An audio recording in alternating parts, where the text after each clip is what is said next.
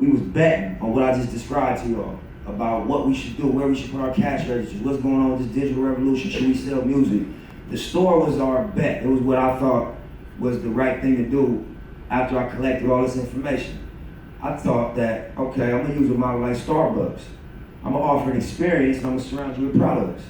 Starbucks give you free Wi-Fi. You sit down, you start doing your homework, you start, going through emails. In the meantime, you buy an $8 Frappuccino because you're sitting here to get something done. So I think that, looking at, and I'm bouncing around, but it all is gonna come back to the attention. When we looked at a store, I wanted to offer an experience and surround people with products. I look at like Disney and I look at like Hello Kitty. Anybody heard of Hello Kitty or like Sanrio? All right, so all of those businesses they got their value from content. Mickey Mouse was a cartoon. Hello Kitty was a cartoon. We make content. I make music. We make videos. It's no different than Mickey Mouse. But Walt Disney was smart enough to understand the value, and he created a world, Disneyland, and he surrounded you with products. He gave you an experience. You go get on rides. It's branded, and you buy a $15 piece of pizza, some $12 ears. You spend $600 by the time you leave. Yeah, for sure. Hey. And so outside of the overpriced part of it, it's a format, it's a model here that can be scaled to hip hop, and it ain't been scaled to hip hop. And if you look at Hello Kitty, Sanrio, a $5 billion company that sells products that have been branded through content. I'm gonna ask y'all, what's the difference between Hello Kitty and a rapper? What's the difference between Hello Kitty and Kanye West? Kanye West makes content, the content inspires the world, and he says, buy my shoe, and you buy the shoe. What's the difference? What'd you say? Maybe. I was hypothetical, but probably, I'm sure Disney got more money to market than Jay, but my point is that why, as a hip hop artist, don't we think like we're as valuable as Mickey Mouse, or as Sonic the Hedgehog, or as any one of these characters that have been branded through content? Because if you look at the value of Mickey Mouse, it's not just two-pronged. He's not just on cartoons and going on a tour. No, he got multiple categories that his brand is leveraged across and sold across. And so this is what we think hip hop should be focusing on right now. We should look at the categories that haven't been disrupted and that haven't been taken over, and infrastructure has been built in, and we should attack. And if you look at the most profitable category in the world, what is that right now? Tech. So this is why we're up here with a tech guy. This is why I'm up here with Idris Sandu. I gotta pronounce his name right. I've been getting it wrong for the last month. Idris Sandu. But the point I'm making is that he is authentic, well-versed, experienced in this category that I'm not. I'm not experienced in tech. I got an opinion on it. This is his world. I'm experienced and authentic and validated in hip-hop. I'm a fan of tech probably as much as he's a fan of hip-hop. I'm not experienced. I'm not well-versed. I'm not authentic. But I'm curious and I'm inspired by it. And so if we talk about categories that haven't been disrupted by hip-hop, because we saw what Mickey Mouse did, we saw what Hello Kitty did. Sanrio is a $5 billion company. I'm making this comparison because I don't think it's no different than a Nipsey Hussle and a Mickey Mouse. I'm using content to create a character. Mine is a little closer to reality. It's a little more emotionally connected because it's not just giggles and shits. It's some real life experiences going into it. But the fact is it's a branded character through content. So why I can't open up a location and create an experience and surround you with products like Disneyland? I talked to Snoop about making Donkeyland. You know what I mean? And creating a space for his brand. But the point I'm making is that there's a category that hasn't been disrupted by hip hop. If you look at vodka, what's the hip hop vodka? Effin. What's the hip hop? She said effin. Effin. 50. What's the hip hop headphone? What's the hip hop headphone? Beats. All right.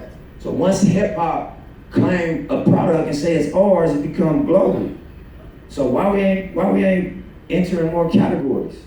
is the question. So now we talk about the smart store. Again, we getting ready to open a store. I'm driving down Figueroa in LA. I got my 8-year-old daughter with me. She like, hey, Pops, take me to Starbucks. I want to get a unicorn frappuccino. So I'm like, I'm taking you to the movies. We got slushies at the movie. We can get snacks at the movie. But I'm like, fuck, this is my daughter. I'm gonna stop. So I pull in, and Idris is sitting in the Starbucks with his laptop open. Mind you, I've been researching. I've been doing my homework. I've been having this dilemma on my head, trying to figure out where to go. Bumping my head with smart people, trying to think about what to do. I've been, resisting these deals for a long time. Building my independent infrastructure because I feel like we're on the verge of breaking through something outside the box. I read something the other day. It was like, talent is hitting a target that nobody can hit, and genius is hitting a target that nobody can see. You know what I'm saying? So as I'm walking into Starbucks, bro got his laptop open. And he got this piece of hardware. You got the hardware with you? He gonna give y'all a demonstration. Matter of fact, show them what I saw when I walked into Starbucks, if you could. So this is just a demonstration of as I'm walking in blank, I walk in Starbucks and I see a young dude that obviously, is one of us, obviously from the culture, and he's sitting here doing this. What the fuck? So bear with it for a second, but. You want me to Okay, boom. So I'm walking past his screen. This is what I see on his screen. He got his hand. Here, show this real quick.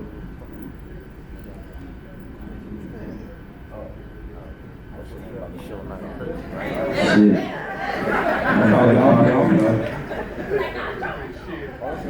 Great shit, we tell you. Nah, so basically I'm walking by and I see this shit on his screen. And I got my kid with me, so I almost don't say nothing to him. And I'm like, bro, what is this? I know technology enough to know what is that. And then, you a young dude that, you could. It just struck me as a little bit unique that he was sitting here doing this. So I'm like, bro, what is that? And go ahead, you can take over and explain to them what this is. All right, cool. So,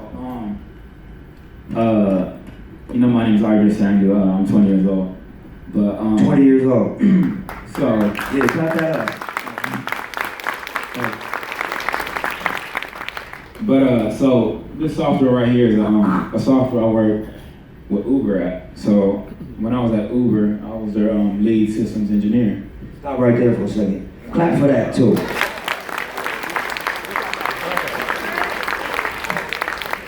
So I started programming when I was like 10 years old. I got inspired by like Steve Jobs.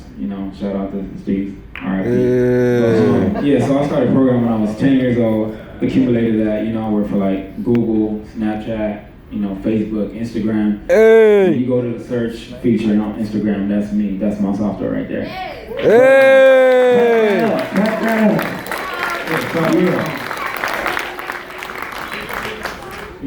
Like Nip said, there's something, and I'm going right to this, but I have to talk about, kind of this and lead on to this. So, like he said, the digital revolution and, technology is at the forefront of everything we do. Education, communication, transportation, everything.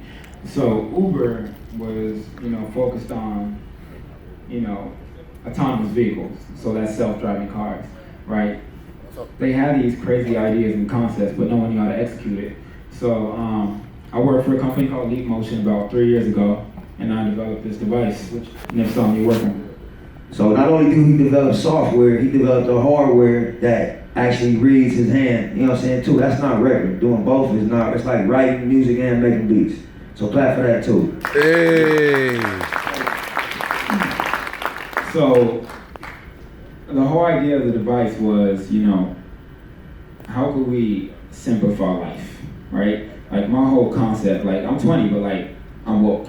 You know what I mean? Like, hey. You know what I mean? But like I also believe in simplifying life, making things easier for not only my generation but culture. So the whole device was how can we take something that's imminent, which is self-driving cars, and ensure that it's safe, right? So when I was at Uber, I was writing this software called ACDI, which is like Autonomous Collision Detection Interface, right? So you could have your self-driving car that you're probably gonna get in the next 5 years, right? You're driving on the highway and you fall asleep, the car gonna crash and you could die. right? So that's the whole idea. So that's what it was at. And then I came on board and I created this so it can monitor your hand data, right? Let me stop you real quick.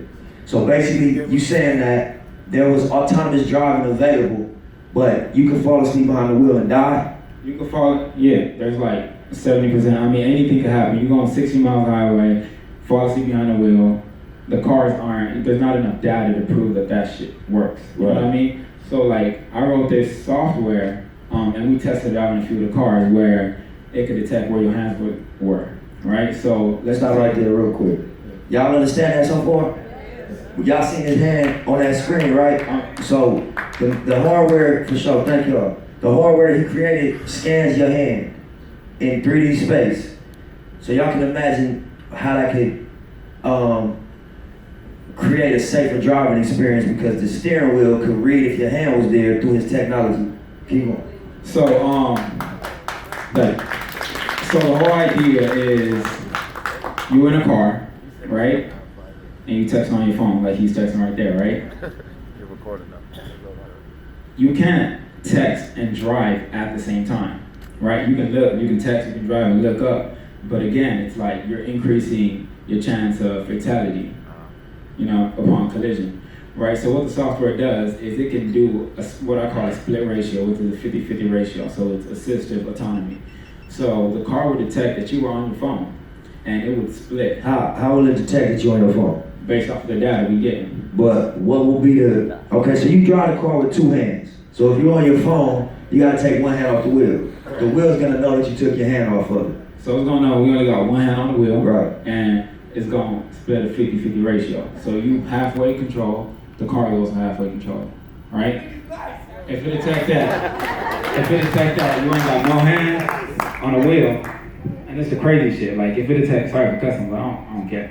Like if it detects that, you ain't got no hands on the wheel, the car will engage full autonomy, and after some time, it will like park to the nearest exit by itself. So 20 years old. So that's the software, that's the software, you know, I was working on with Uber. But again, it's like the applications are crazy, and that's why I went to that Starbucks that day. I've never been there in my life. So what? Shout out my daughter, shout out Starbucks, the unicorn, Frank, all that. Can we answer like questions after though? Yeah. Please? I just know a lot of us drive with one hand. Yeah. So when we're driving with one hand, what does it do? Does it start pulling over too? Semi-autonomy, so 50-50 ratio. So the whole goal is to have 50-50 ratio, right? So 50-50 ratio, right? So let's just say theoretically, you were in a car, driving one hand, right? Let's just say you drive with one hand, but you texting. Your eyes are physically on the keyboard on your phone, right? If you had him next to you, kind of assisting you to drive, wouldn't that be much better? Yeah. Right? Mm-hmm. So that's what the software does. Oh. It'll assist you. It'll read that, you know, you're not fully committed to the wheel. So if the car drifts, it's going to correct itself. Because it can tell that you're not. It also reads your spinal position. So if you want to slump, if you want one of these, it's going to know we need full autonomy. If your spine's straight forward, you got one hand on it, it's going to read the position of your bone structure. Oh shit, yeah. So I completed that software last year, but I was still 19. So I was sitting down and I was like, nah man, like there gotta be a higher purpose than this. Like that's cool, people gonna look at it and be like, that's tight, you know, you saving like hundreds of thousands of lives 5 years from now, but we could do mad shit with this. We could apply it to entertainment, we could take this shit and put it in, you know, DJ. Imagine, let me interject you. Imagine this, all right? You build a robot in India or like a third world country where there's not a lot of medical resources. And then you get a award-winning doctor that can perform surgery from a remote location on whoever is not privileged to have access to his talent, you know what I'm saying? But the opportunities and the ceiling is so high on what you can do with this technology, and this is just one of his patents. You know, and so I'm gonna let him continue to express it, but this is one idea. He got multiple ideas that we're working on. Yeah, so like, you know, to kind of touch on that, I'm a utopianist. And, you know, as people kind of like, you know, find that like funny because like, you know, you can... What is that? What does that mean, you're a utopianist? So I just believe that you know, we could live in like perfect harmony